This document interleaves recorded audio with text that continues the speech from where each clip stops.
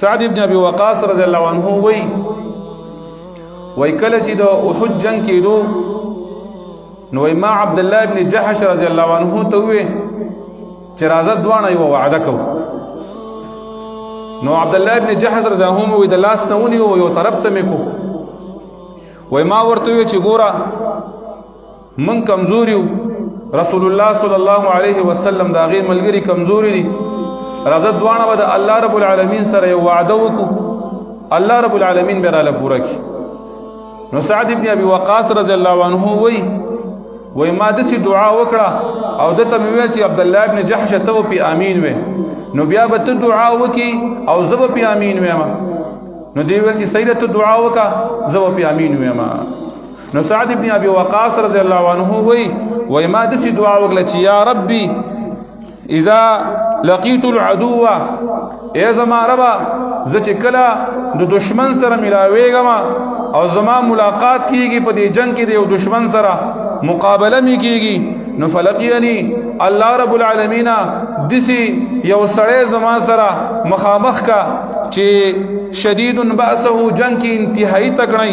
شدیدا حرده، او الله رب العالمین ډیر داسې وی چې په غصه کې ډیر زیات غصناک انسان وي، جنگ کې خو تکړه وي، الله چې غضب او غصه هم ډیر وي، او زما او د هغې مقابله راشي، جنگ هم راشي، د یو بل سره مقابله وکړو او ته بیا ماله کامیابي راکړي الله رب العالمین په هغې باندې، زه هغه قتل کم، د هغه مال چې کم دی دا زه راواخلم او راشم. نو په دې کې عبد الله ابن جحش یو دا ډېر خاموشه صحابي و، نو امین یې ویو دا د رسول الله صلی الله علیه وسلم اوښی هم دی، د رسول الله صلی الله علیه وسلم یوه بیبي د خور او بیرته د ترور زوی هم دی، نو هغه امین ویو. نو په دې کې بیا ما دی عبد الله ابن جحش رضی الله عنه ته غوږی خویو چې دا څنګه دعا کوي، نو هغې زما د دعا په شان دعا ونه کړه، دعا یې مکمل بدله وکړه. وایي داسې ویل چې اللهم ارزقني، الله رب العالمین د یو سړي سره زما مقابله راولي، د یو مشرک سره د یو کافر سره مې مقابله راولي، الله رب العالمین چې هغه په جنگ کې هم تکړه وي، د هغه نیزه او توره هم تیره وي، د هغه غصه او غضب هم ډېر وي، زما او د هغې سخته مقابله راشي، الله رب العالمین بیا هغه په ما باندې غالب شي، نو فیأخذني ما ونیسي، او الله رب العالمین فیجدع عنفي، زما پوز هم کټ کی او زما غوږونه هم کټ کی، او فیبقر بطني، الله زما د خېټه هم وشلی او زه په دې میدان کې بیا پروت یم، او الله ته بیا د قیامت په ورځ ما راپاسې او ما ته ووایي چې ففیما فعل بک یا عبد الله، ای عبد الله دا کار د سره ولې شوی دی؟ نو زه به وایم الله فیک وفي رسولک، الله ستا په باره کې شوی دی، ستا د رسول په باره کې شوی دی. نو فتقولو ته به ما ته وایې یا الله صدقت، ای عبد الله تا خو دا خبره رښتینې کړې ده، ته به ما داسې جواب راکړي. نو سعد ابن ابي وقاص رضی الله عنه وی چې زه دې دعا اریان کړم چې دا ما څنګه دعا کړې وه دا څنګه دعا کوي، بدله شان دعا یې وکړه. و بیا خلک د احد په ورځ په دې مړو پسې ګرځېده. زه خو دې ټینشن اخیستی وم چې هغه د الله ابن جحش په کوم حال باندې پروت وي، کومه دعا کومه وعدې د الله رب العالمین سره کړې وه. وایي ګرځېدم یو ځای کې مې پیدا کو خاورو باندې لت پت پروت،